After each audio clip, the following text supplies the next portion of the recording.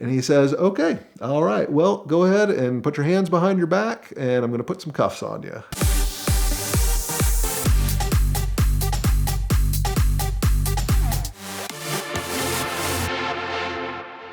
So I've always been interested in anything on wheels and it has a motor that goes. I've always been interested in going to car shows, owning things that I think are kind of unique, and whatever those happen to be, whatever experiences I get just riding along with friends. I've always been interested in automotive. So when I went to college, I actually studied industrial design, and it's a weird name for what it is. A lot of people hear industrial design and they think like, oh, you're like an industrial engineer, or are you creating like machinery? What is that? Industrial design is actually product design. So really anything. I mean, this chair that I'm sitting on was probably designed by somebody, an industrial designer. The camera that we're shooting on, that was designed by somebody, an industrial designer. Everything that we touch that's made in this world, somebody designed. And that's what industrial designers do. They're product designers. Sort of the ultimate product, I think, is a car. It is a product, but it's sort of the sum of a lot of different products. So for a young kid who's making that bridge from high school to college and thinking about what does he want to do with his life,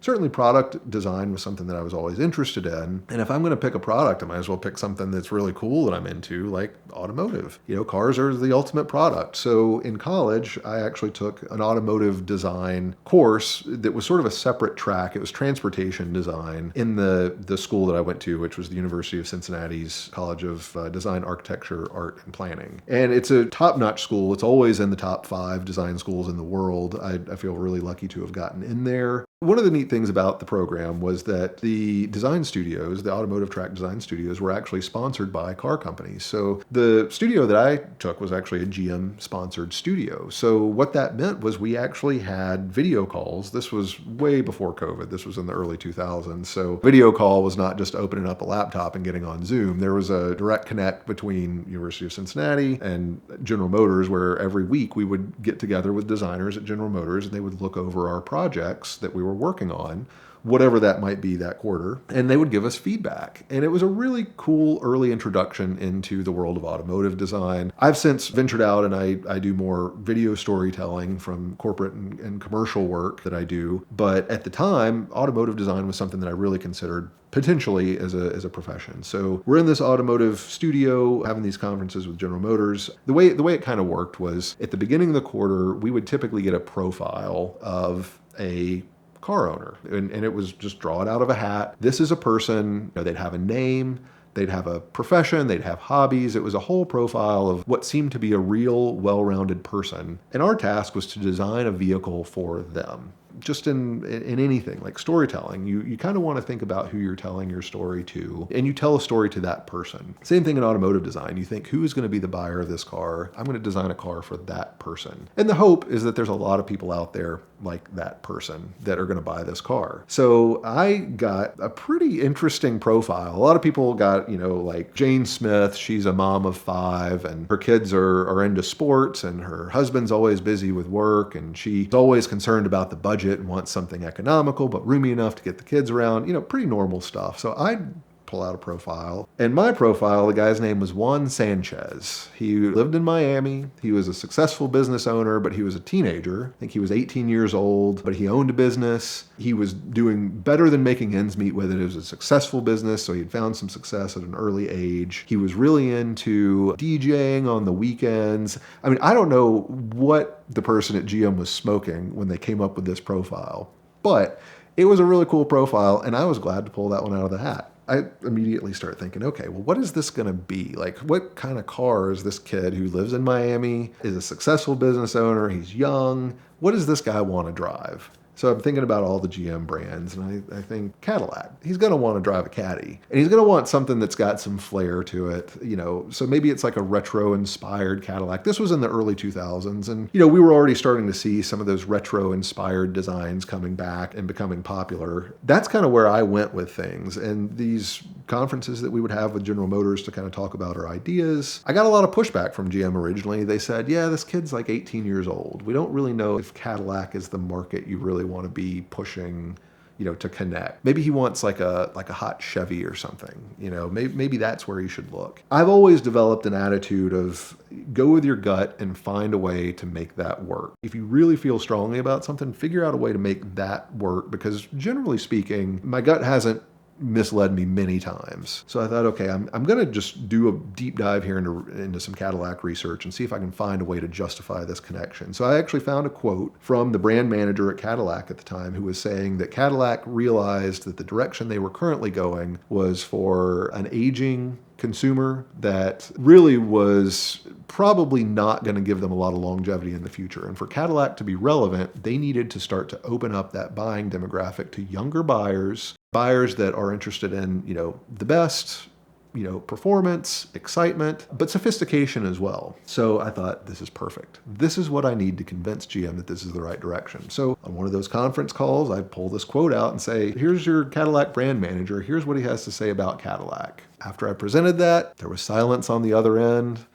The three of them kind of looked at each other and said, yeah, okay, you convinced us. That works. Go for it. So I got my green light to pursue this path, creating this Cadillac for Juan Sanchez. I mean, it was a really cool concept. It was like super long, had suicide doors. The front seats spun around, so it created this lounge environment inside. Could do some really unique things with the seats in the back to create more storage, because he needed to carry around his DJing gear, things like that. And it's a really neat way to design a car, because you're really thinking about the specific needs of this one person. And it unlocks a lot of ideas of things that you may never think of if you just think about a broad group of people, like creating more storage for DJ gear. So thinking about the exterior, I thought, well, this is a guy that's going to love a different look on his car every day. He wants to color coordinate his car with his outfit, whatever he's wearing. If he could, he'd probably take it to the body shop and have it resprayed every day to match what he's wearing. So taking a cue from General Motors' past with the super exciting and much lauded platform of the Fiero, there was a space frame design with the Fiero that kind of made it unique, where it was a completely structurally sound car underneath. And the body panels were just composite body panels that hung on that frame. So you could take all the body panels off, and it was still a totally structurally sound car. So I thought, wouldn't it be cool if Cadillac had an option to where car was completely structurally sound, the body panels popped on, and you could just buy a new color from Cadillac, and panels would ship in. You were a weekend warrior type, you could do it yourself. You could drop it off at a service center, and in a day they'd give you a complete new paint job on your car. You could do all kinds, that could bring in all kinds of like graphic inspirations, different looks for the car, really unique things you could do with the exterior. So these were all things that I put into the design, and it was getting really good feedback from General Motors. So I was really excited about all this. Well, in order to come up with all those ideas, you got to spend a lot of time in the studio working. And in a design school, it's not uncommon to see people in studios working, till 1 a.m., 2 a.m., 3 a.m. The downside of the building, the physical building where our college was it was a sort of a new, very modern design built onto a very traditional building. You had to go through some pretty odd corridors and trips to get to places. So our design studio bordered another design studio, and on the other side of that studio was a bathroom. And there was a door that went through, so we could walk through the other studio and get to the bathroom and get back in just a couple of minutes. Apparently, some faculty or someone in the school had complained that we were cutting through this other studio all the time to go to the bathroom, so they just decided they were going to lock that door. They were going to put a deadbolt on it and lock it. We no longer could do that. Not a big deal, but in order to get to that same bathroom, we had to go out the other side, walk down this big, long corridor, come around, walk down another hallway, and get to the same bathroom. And it took about 5 minutes to get there and 5 minutes to come back. So we took it upon ourselves to fix the problem of this locked door. We had talked to our instructor about it. She said, I'll see what I can do. I'll see if I can get it opened up. No one ever opened it for us. So we said, there's hinges on this door. We're pretty bright students. We're design students. If you just tap the pin out on these hinges, you can just pull the door out. You just wiggle it out and pull the deadbolt out, and you just take the door off. And suddenly our corridor to the bathroom is open again. So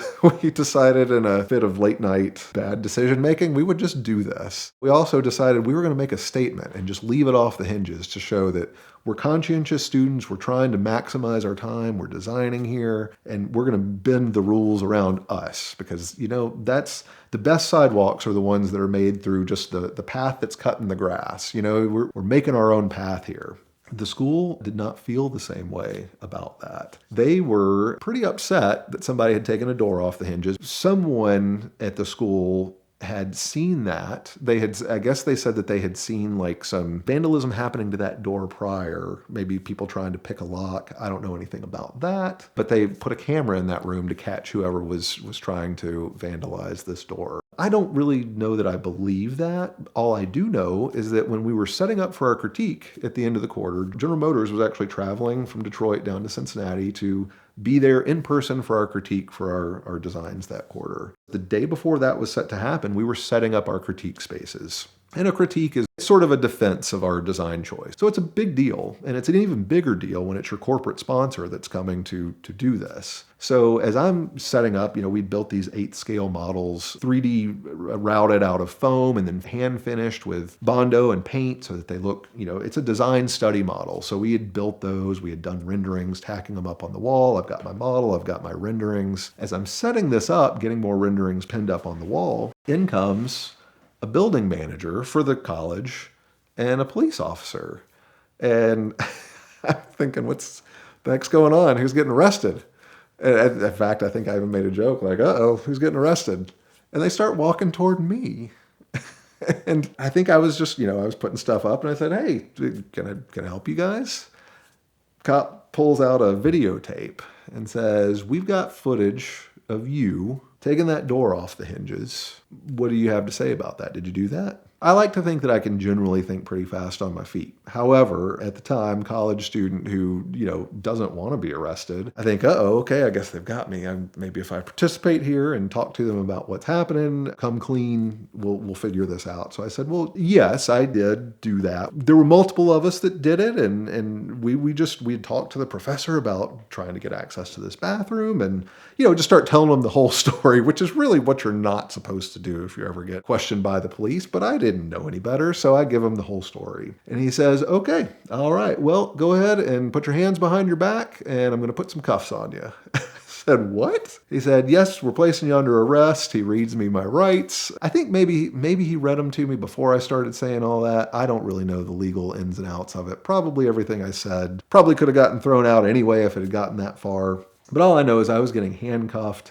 And even though there was an entrance to the building right next to the studio where we were in, they chose to walk me all the way through the college to the furthest entrance on the other side of the building. Because again, they were looking to make an example out of somebody. So I became that example, apparently. They put cuffs on me, they walked me all the way through, take me to the police station, and turns out the other sort of co-conspirator of this, they had called him at home and said, hey, we've just arrested your friend Drew. We'd like you to come on in and we've got some questions for you. So he participated as well. And they said, look, this is not a high crime. You've not murdered anybody. Just answer our questions. It'll probably work out fine. So I answer their questions. They finally do release me. I get to go back and finish putting up the materials for the critique.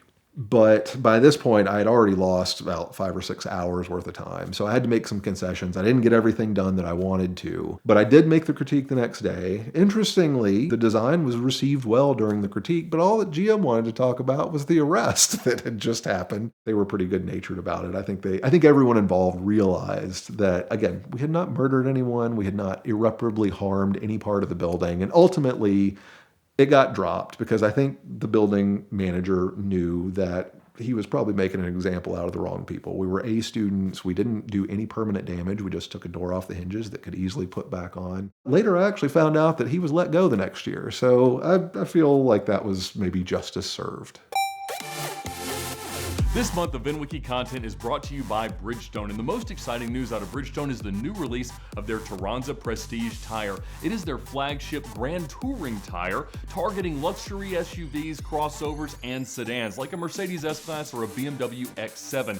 And this gives you all the whisper quiet ride that you want in a high-end luxury experience, as well as the wet and dry weather performance that we love from Bridgestone. And you'll get some of the greatest longevity they've ever had on street tires, 70,000 mile limited warranty. So we love Bridgestone for their sports car and supercar tires in the Potenza range. Of course, the Dueler AT Ascent that I've got on my Porsche Cayenne, I absolutely love. But whatever you're looking to find tires for, Bridgestone has something great. So check them out now at the link in the description below to learn more about the Bridgestone family of tires.